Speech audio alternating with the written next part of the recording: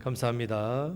성경 봉독하겠습니다. 요한복음 20장 1절에서 10절 말씀, 신약성경 183면에 있습니다. 요한복음 20장 1절에서 10절 말씀을 한 절씩 교독하겠습니다.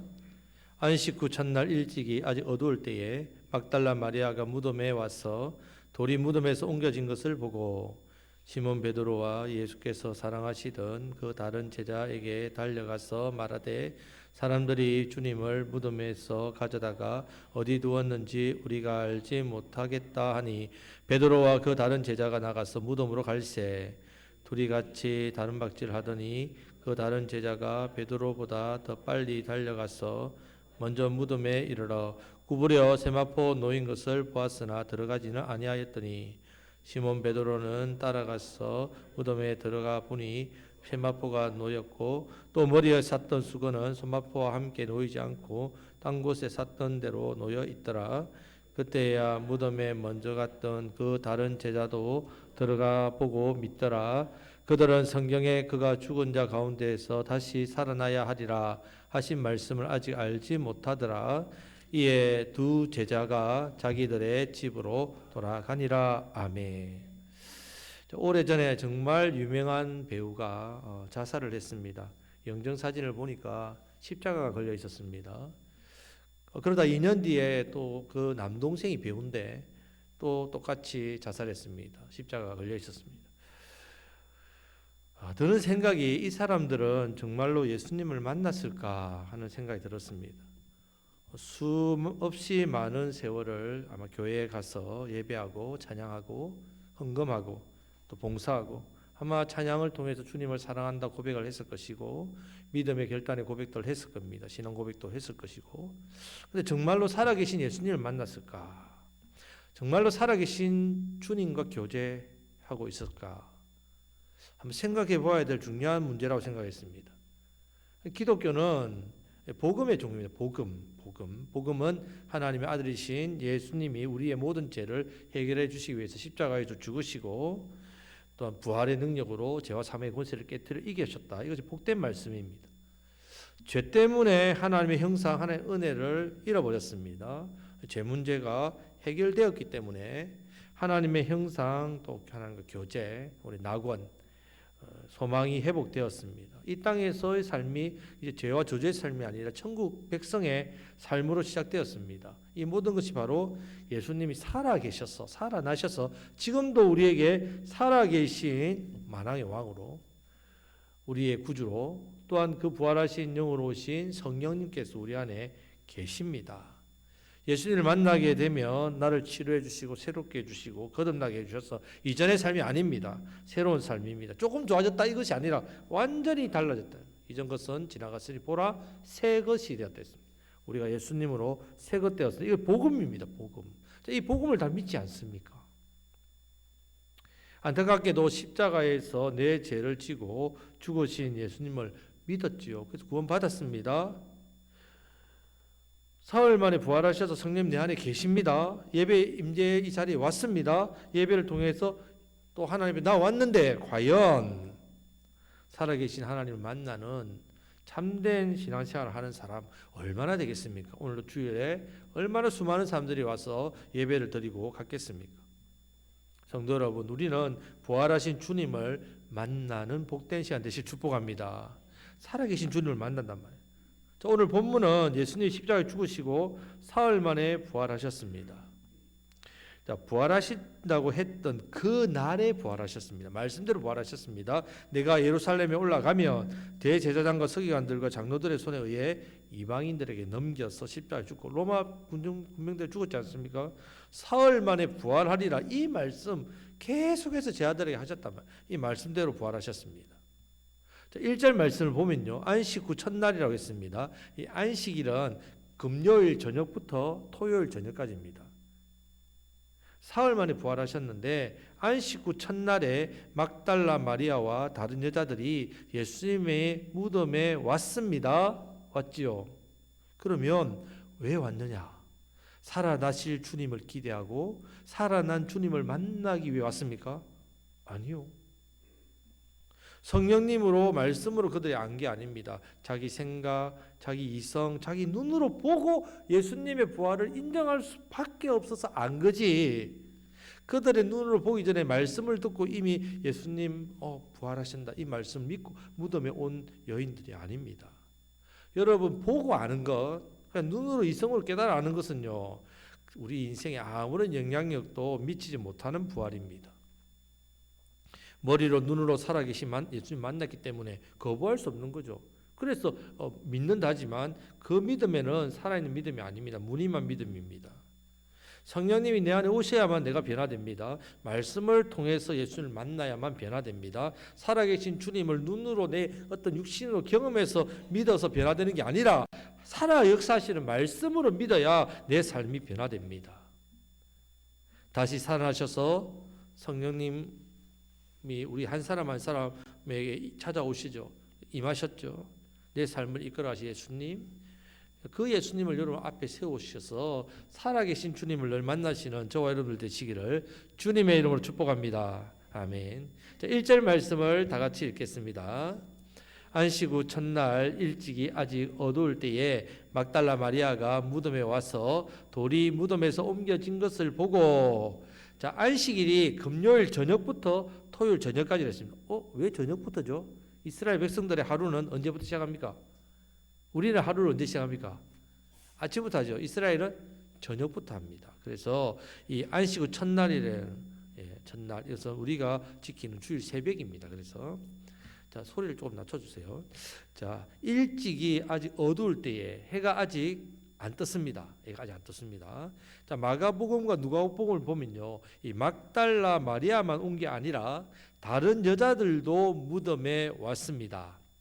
야고보의 어머니 마리아, 살로메나 또 다른 여자들도 향품을 들고 왔다고 했습니다. 무엇을 하기 위해서 왔습니까? 향품을 들고 왜 왔습니까? 예수님 무덤에 죽은 예수님에게 뭐 바르기 위해서? 향품을 바르기 위해서 왔습니다. 이미 앞에서 니고데모랑 또 아리마다 요셉이 엄청난 양의 향품을 들여서 발랐습니다.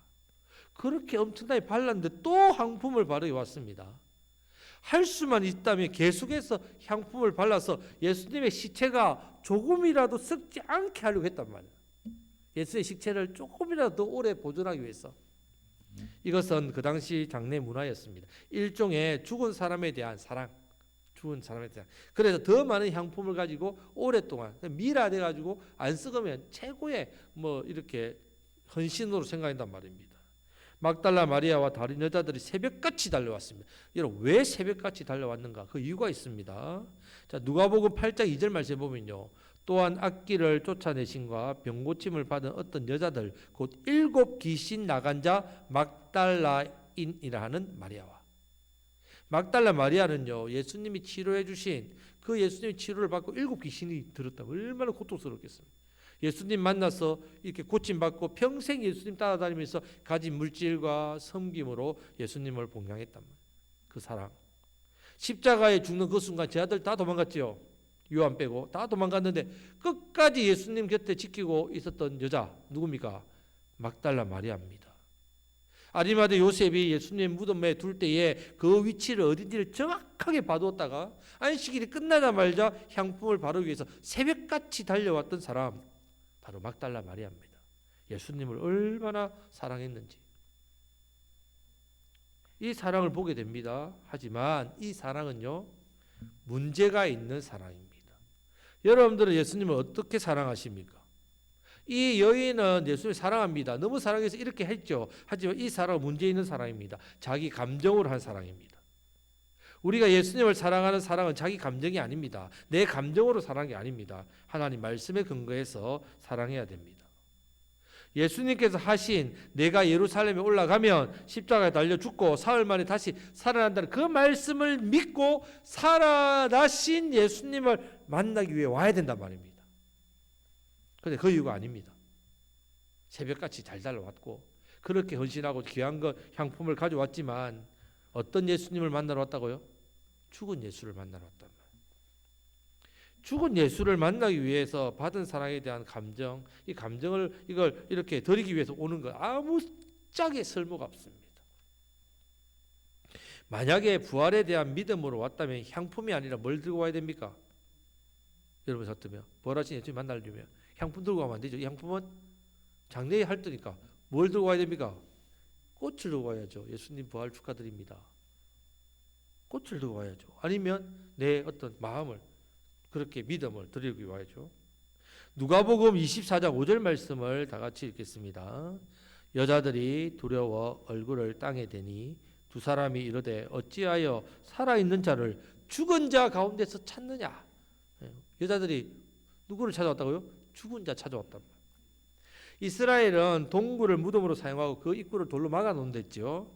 자, 그 돌은요 보통 건장한 남자 한 5명이서 밀어야 됩니다. 이 돌을 누가 굴려줄까 고민하면서 왔다고 했습니다. 여인들이. 왜? 여인들은 힘이 없으니까 그 5명이서 남자 와야 되는데 이 몇몇 여인이 안 된단 말입니다. 막연한 기대를 가지고 향품이라도 발라야지, 막연한 사랑을 가지고 무덤을 찾아와 보니까 돌이 굴려져 있는 겁니다. 그거 보면서 어느 누구도 예수님이 부활하셨다 생각하는 사람이 아무도 없었습니다. 큰일 났다. 큰일 났다. 왜요? 무덤이 열려 있으니까. 예수님의 시체 누가 치웠지? 덜짐승이 혹여나 물을 물고 왔나? 오히려 시체가 없는 것을 보고 불안해하고 두려워했단 말입니다. 자, 많은 사람이 교회에 와서 예배를 드리러 옵니다. 이 예배당에 와서 예배를 드리죠. 하지만 진짜 살아계신 예수님, 영으로 살아계셔도 우리 가운데 거하신 예수님, 목자의 음성에 귀를 기울이면서 내게 주신 주님의 음성, 말씀, 로고스의 문자의 말씀이 아니라 레마의 내 삶의 나의 말씀, 그걸 주실 것을 기대하고 내 인생의 문제, 가정의 문제, 내 질병의 문제, 내 어려운 문제를 해결해 주실 거라고 살아 역사하시는 주님에 대한 기대함으로 앉아있는 사람이 얼마나 되겠습니까? 짧게는 수년, 길게는 수십 년을 예배해왔지만 이 여인들처럼 그냥 죽은 예수, 아무런 말씀도 하지 않으시고 아무런 역사도 하지 않는 죽은 예수만 만나고 돌아가면 여러분 절대로 안 됩니다. 절대로 안 됩니다. 혹시 지금 우리의 모습 어떻습니까? 기대 없이 왔다가 기대 없이 돌아오고 있지 않습니까?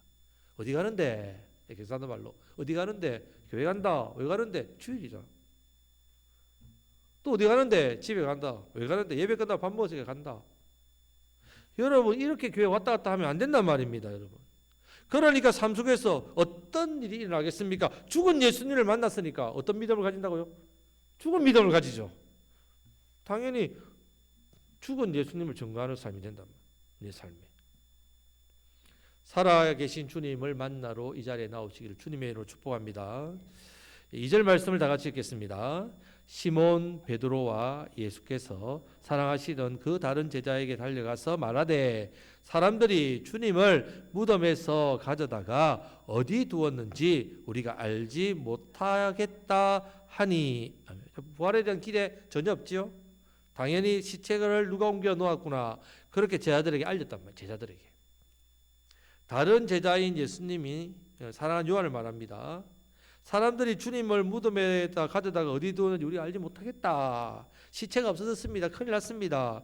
자, 죽은 예수를 기대하고 죽은 예수를 만나기 위해 거기 왔는데 부활하셨는데도 불구하고 죽은 예수만 증거하고 있다며 이 여인들이. 생명 없는 신앙생활이죠. 자, 성도 여러분, 부활하신 예수님을 기대하고 부활하신 예수님을 만나야 부활하신 예수님을 증거합니다. 이 시간 살아 계셔서 우리와 함께 하시고 우리를 만나러 오신 부활하신 예수님을 만나시기를 다시 한 번 더 주님의 이름으로 축복합니다. 자, 옆에 계신 분에게 당신의 신앙은 부활 신앙입니다. 우리 신앙은 살아있는 부활 신앙입니다. 자, 이제 이렇게 시몬 베드로에게 말하고 또 요한에게 말했더니 3, 4절 말씀을 다 같이 읽습니다. 3절에 4절 말씀.